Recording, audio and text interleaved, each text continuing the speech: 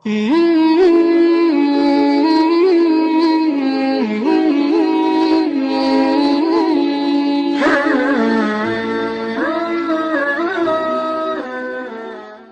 Muhammad Shallallahu Alaihi Wasallam merupakan teladan bagi para umat Islam di seluruh dunia. Kisahnya sebagai nabi terakhir yang mulia sering kita dengar semenjak kita kecil. Walaupun sudah wafat ratusan tahun lalu, ajaran Islam yang disebarkan oleh Rasulullah Shallallahu Alaihi Wasallam masih meninggalkan jejak. Berikut 7 peninggalan Nabi Muhammad Shallallahu Alaihi Wasallam yang berharga di Madinah. Masjid Nabawi.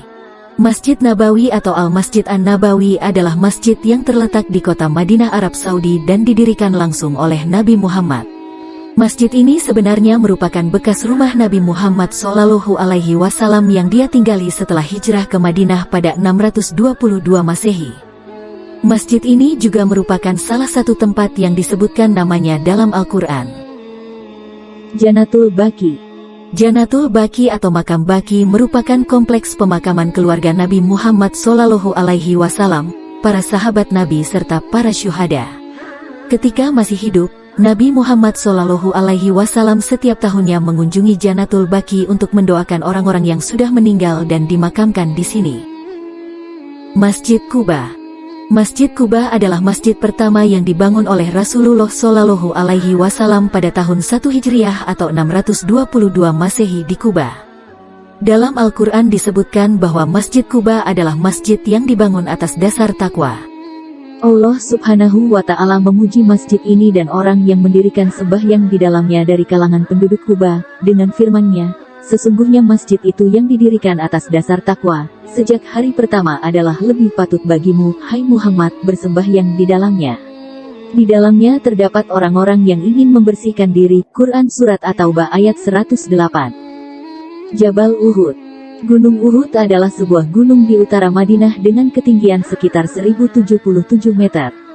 Gunung ini adalah lokasi pertempuran kedua antara Rasulullah Shallallahu Alaihi Wasallam bersama para sahabat dan pasukan kafir Quraisy Mekah. Dalam perang Uhud ini kaum muslimin meraih kemenangan dan memukul mundur pasukan kafir Quraisy. Masjid Kiblatin. Pada permulaan Islam, orang melakukan salat dengan kiblat ke arah Baitul Maqdis, nama lain Masjid Al-Aqsa, di Yerusalem, Palestina. Baru belakangan turun wahyu kepada Rasulullah Shallallahu Alaihi Wasallam untuk memindahkan kiblat ke arah Masjidil Haram di Mekah. Merujuk pada peristiwa tersebut, lalu masjid ini dinamakan Masjid Kiblatin, yang artinya masjid berkiblat dua.